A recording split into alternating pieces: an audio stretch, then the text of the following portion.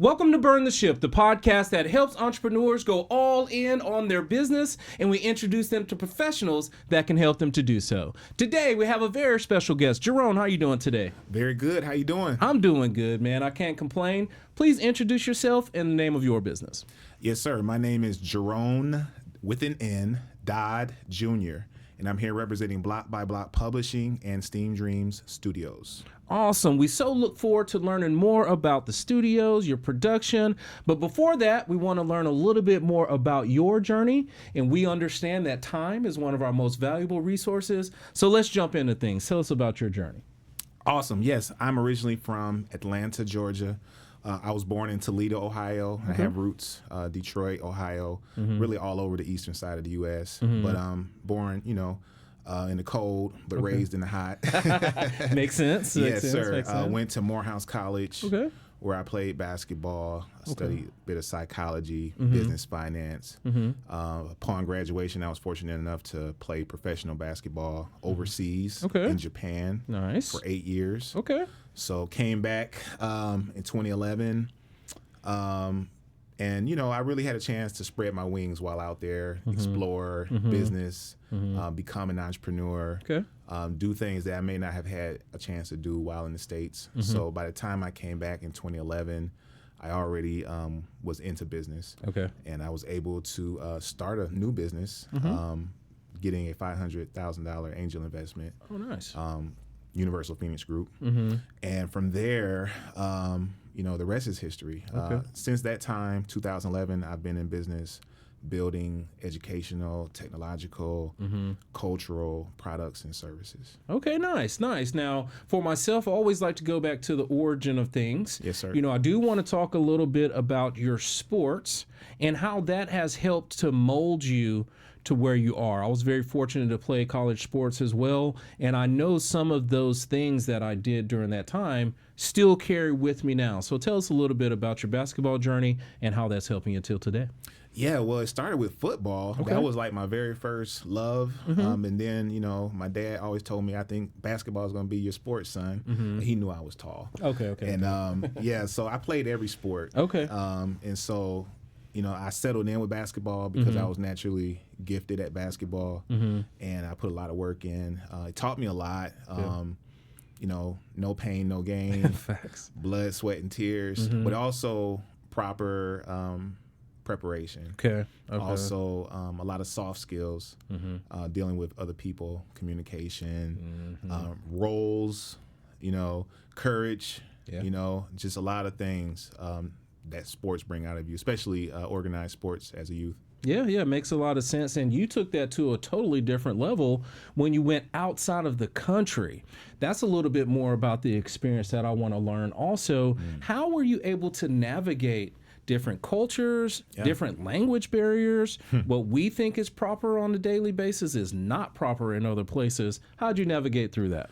Yes, well, Japan's a special place. I didn't know much of any Japanese, but maybe konnichiwa when I first went out there. I actually was invited by a Japanese young man named Jun Okayama, and I did a homestay. So I stayed in a Japanese household for 3 months, and, 3 generations, grandparents, mother, dad, and my friend. So I really learned Japanese the Japanese way. I wasn't... I didn't get signed like straight out of school and was kind of, incubated. I went straight out to the countryside. But it was different, man. It was great. Because everyone was interested, kind.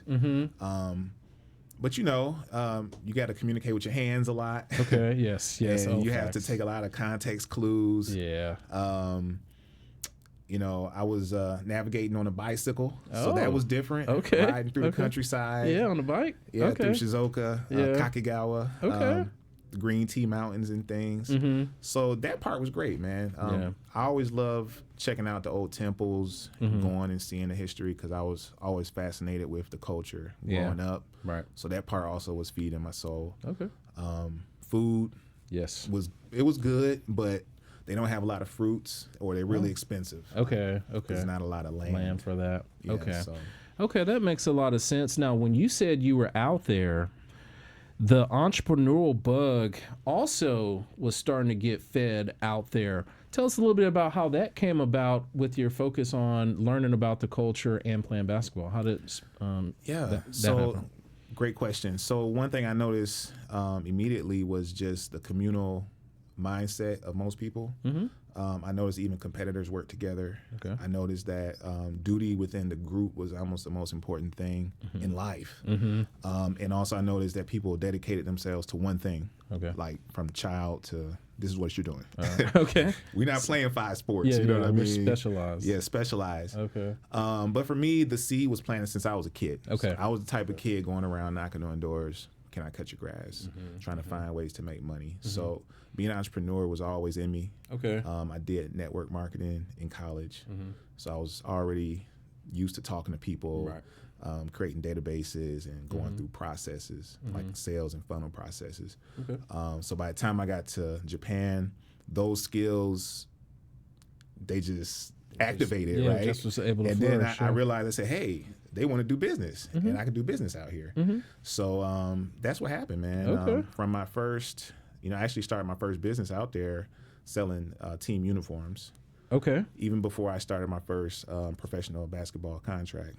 So when I joined the league, I already had my own clothing line. Okay. So okay. I did a different type of negotiation with them. With the team. Because they gave me a standard contract, but I had a IP and my likeness already that I was already working on. So yeah, it just opened up a lot. I ended up becoming an agent and a consultant and I helped start one of the professional teams in South Japan. Okay, nice. So you were getting that going, and when you said you were cutting grass when you were little, was that from experience from above, like your family members were business owners, or were you the one who struck out and said, I'm gonna get outside of the system and do my own thing? What was that influence? That was survival. Okay.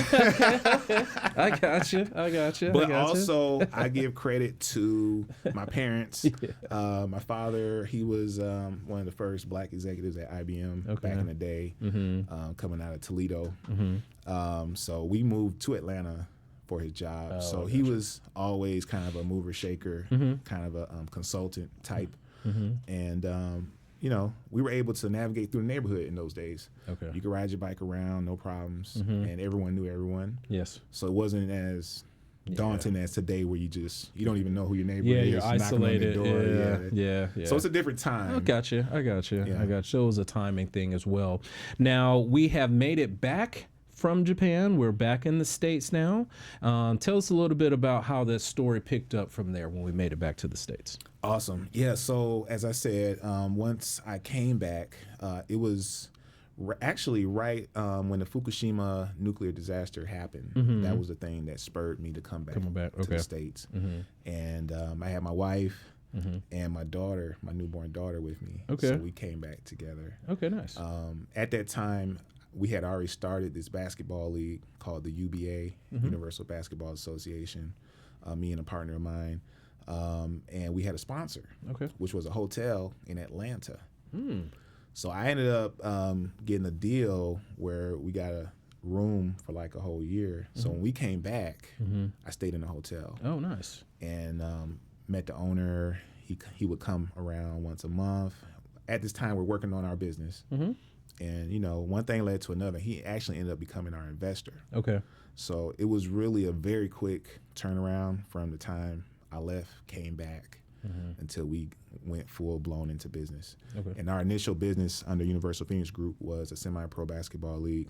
I still had the uniforms, the basketball uniforms. And also we started a dance game project, which started that whole reality. Okay. Oh, with your VR type thing. Yes, is what sir. you were doing. Okay.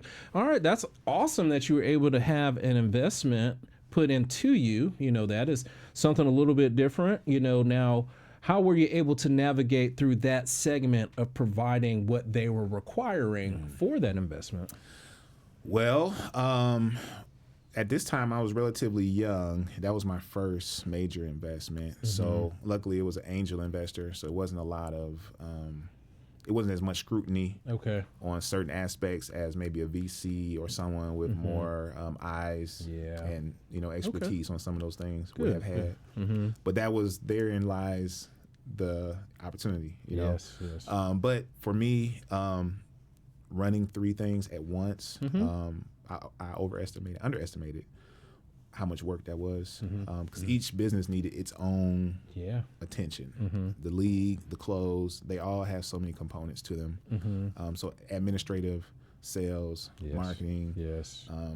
For 3 entities. Yes. Yeah. So I slept in the office basically. Okay. I used to live in the office, but I enjoyed it, you know. But eventually we transitioned. I mean, the basketball league wasn't making, you know, revenue, and I started doing other things. So I started creating other businesses. I got into education. I always loved dance, and we started another company for that as well. So yeah, you're just matriculating through life and through business. You know, I have guests on all the time, and part of what I ask, are you a serial entrepreneur, legacy business owner? And a lot of times, us being entrepreneurs, we go off into other things. Yes. So you were able to get experience, come back, had some experience. Tell me a little bit about how you fell into the production aspect of things. Tell us about that. Yeah, well, I always loved games growing up, so there's always an interest there. I was already playing basketball, so I was dealing with cameras and entertainment already. So it was natural to be attracted to production, whether that was gaming or whether that was some type of dance entertainment. But yeah, everything is the same thing. You know, it's the same steps of discovery and learning. So if you understand how to learn and pace yourself and you know, program your subconscious mind, then you can do more. And you understand it's just a big algorithm it's a big math problem. Right. It's a lot of pieces, but you got to have the right pieces in the right places. It's people. Right. You know Really, what I'm people. saying? Yeah. So it's about team. Okay. That's what I learned over the years. I had hard skills. I had to learn a lot of soft skills. Okay. How to recruit, how to close deals, how to communicate deadlines, how to you know, give my opinion without, you know, without ruffling too many feathers. Yes, Sometimes you have to. Yeah, that's part of it. But yeah, and also we create an internship program. Okay. So management, and that goes back to discipline. So all of the hard skills that I can name will always go back to an intangible. You know what I'm saying? Yes. So that's kind of how I think, and I process things just through awareness and how am I going to get it done? And what needs to happen? What do I need to do something? How long will it take? So I'm always scoping and trying to figure out, okay, I hear that, but what do we need for that? Because when you see the whole thing, people don't understand. You got to be before, during, and after in the vision. So that makes a lot of sense, especially with your sports, because we get prepared for whatever that is. Like if that team, you know, is running a zone, you're going to do it different if they're playing man. Right. You know, you're going to approach it differently, and you're able to transfer that over to those different businesses because, yes, you got this skill, but you got to be able to work with your people. Because I say it all the time, you know, you work on the people work on the business, and the business takes care of you. So it seems like you had that trifecta going on there. It took a minute. Yes. Hey, listen, it's part of it, but hey, listen, we're here now, and you know you're flourishing in your businesses. I want you to tell me a little bit about your production company. Now, I know you have a bunch of things going on, but you brought us some tangible stuff that I want to show out. So tell us a little bit about it so I can show the people what I got. Absolutely. I appreciate that. Yeah, well, I got a little goodie bag for you, some of our physical publishing, books and things of that nature.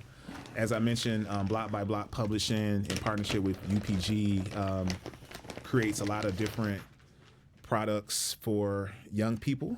Right there is Ice Cream Dream Island, a book my daughter published during COVID. Okay. You know, she couldn't do anything else. I said, what are you going to do with your life? She said, I want to be an artist. Yeah, yes. She did the illustrations. She did the words. No. Tell us about that. She created the characters, the story. There's a professional artist. Okay. Isabel Ruiz, awesome artist, did the work. Yeah. You got a bunch of them in here. Now, with this, are you consistently producing this type of marketing, or is you trying to get it into libraries? Tell us a little bit about what you're trying to do with it. Yeah, so we have a plethora of different products, comics, children's books, and they are built through different studios in collaboration with us. That one, for example, is Swords and Scales.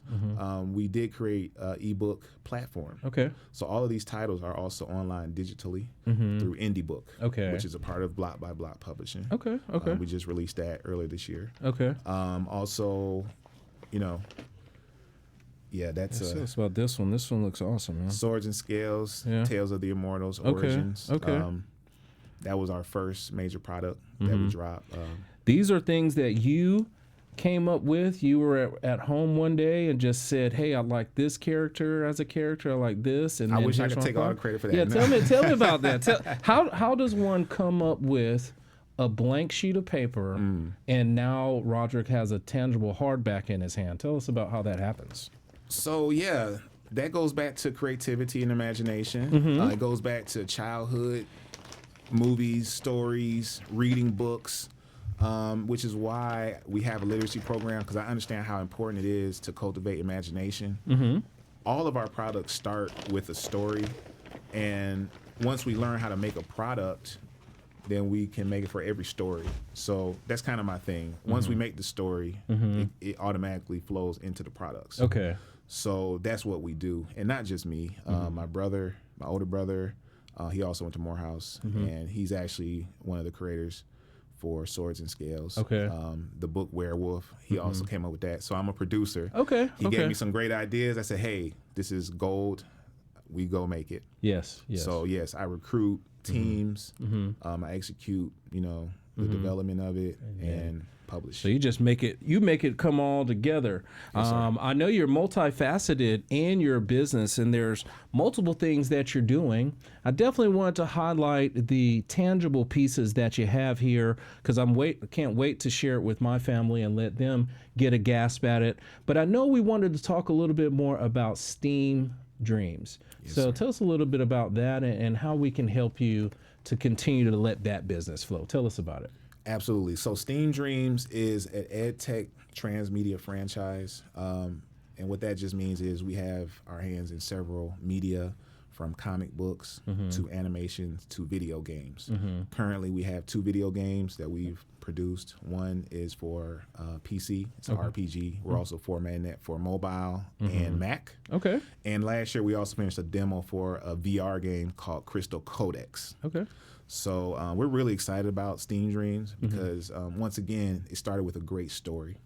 Those characters, it's 6 characters.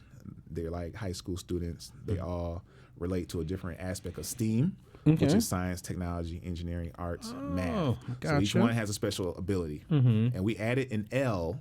Okay. So we have a thing called STEAML, education. Okay. Okay, the L is for leadership. It's great to learn a technical trade or any particular thing, but you need to synthesize it and apply it towards your true dream for you really to get what you want.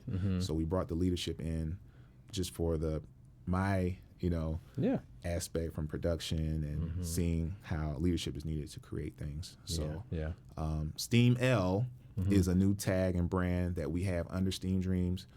Currently, we just released a pilot literacy program called Comics to Classrooms. Okay. So that's now available. It's a digital curricula for classrooms, schools, and districts, and even home schools or parents. Is this K through 12 or is it 9 through 12? Yeah, we're tell starting. Tell us about that. So the thing is, we have something for everyone. We have, different bands for age group and different things that each band focuses on. So for the younger ones, it would be more teacher led.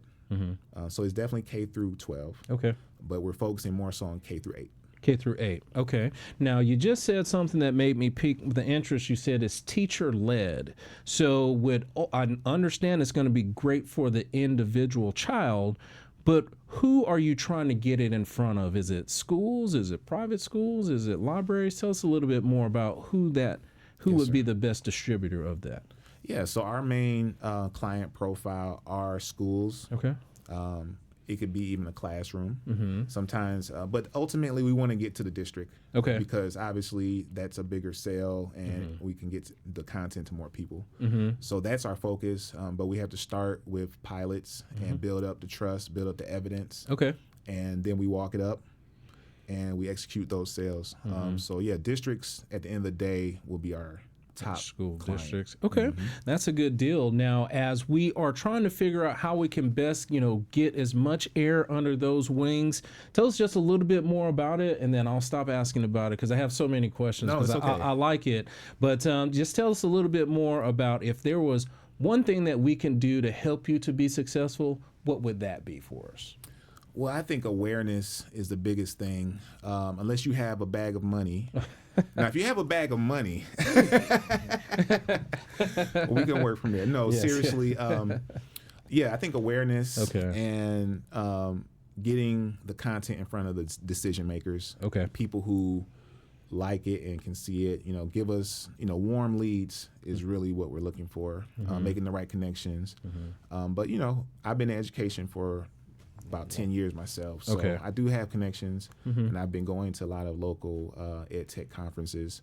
So we have been sharing STEAM Dreams over the last, I would say, 12 months, about 10 different events locally and across the country. Okay, well, that's a good deal. Well, of course, we'll do all that we can to try to get that message out there, get some additional eyes on this wonderful products that you have created, because I am just intrigued about how you're able to come up with those stories. Now, no, yes, you're helping, with that, but you actually are coming up with them, and that creative aspect of things, because it is so challenging to turn a blank sheet of paper into a production like this. So I'm gonna do all I can to help you with that.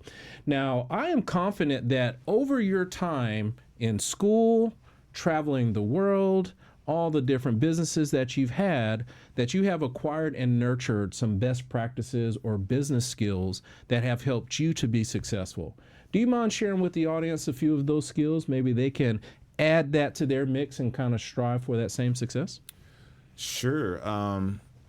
Best practices and business skills. Number one, time is of the essence. You have to respect everyone's time and respect your own time. And that means setting proper limits for yourself, knowing what you actually are capable of. And so it's a process of learning who you are and what you're really good at. And I think once you actually know what you're good at, then you're really ready to expand yourself.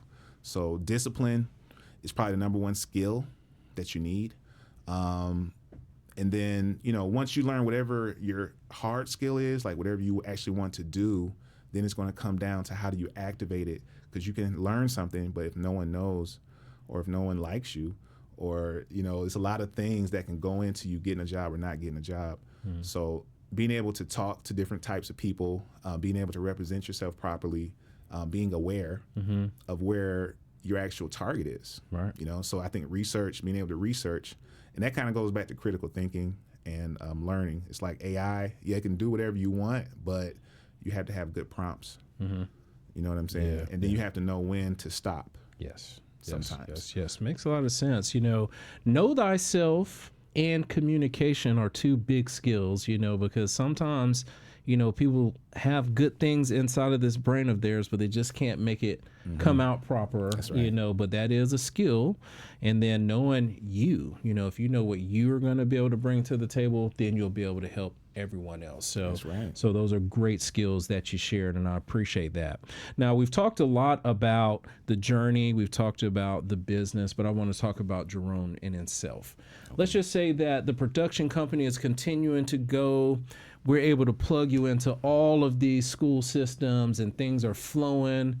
Time and money is not an issue at all. What is it that you would do with your time? Great question. I wouldn't retire right away. Okay.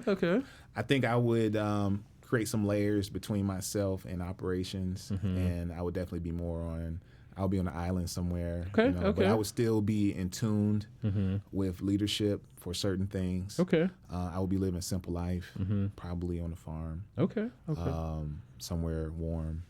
So we got a beach with the farm, somewhere warm. Have you scouted out what that area looks like just yet? I can't quite tell you Okay. everything, I got you. but let's just say I got you. there are a couple of spots Okay. are already kind of redlined. Yes. Yeah, so Makes sense. Yeah, Hey, listen, I understand, as things continue to progress and get better, around these parts, my address is going to be south. and further south, and then way south. Right. You know, so I understand what you're talking about. Definitely appreciate you sharing that, because we always want the audience to know there's a why wrapped around why he's doing what he's doing. He's just not trying to be the business owner only. You know, he has dreams and goals for the future, and that's why he's working so hard right now. So I definitely appreciate you sharing that with us. Now, the people that are watching, if they have questions about these magnificent products that you have, they have questions about STEAM Dreams, STEAML, what would be the best way for them to get in contact with you? Yeah, absolutely. If you want to connect with STEAM Dreams Education or STEAM Dreams in general, you can find us online, www.steamdreams.io. You can also find our expanded gaming production company, Block by Block Publishing, which is b3pub.io. Also, you can follow me. The best place is on LinkedIn, and that's /Jerone Dodd Jr. Awesome. Thank you so much for sharing that, and thank you so much for coming on the show today. We always like to honor our guests by giving you guys the last word, because it's not always easy to share those ups, downs, and all arounds. So if you can, please take a couple moments, look into the camera, and tell the people something good. Absolutely. Well, first of all, I want to thank the platform for having me. Thank you all very much. I would just say, you know, it's okay, no matter where you're at in your journey. If you want to be an entrepreneur, whether you're looking for a job, the sun's always going to come out. So, you know, you can choose to dwell in thoughts of stagnation, or you can make action happen, and it just starts in your mind. So no matter where you're at in life, you know, all you have to do is take that first step and hold that thought and that meditation to make it stronger. And eventually you will see progress in whatever you want to do. Awesome. Thank you so much for sharing, and thank you so much for coming on the show today. Thank you so much for having me. Absolutely. And to everyone that is watching, be kind and thanks.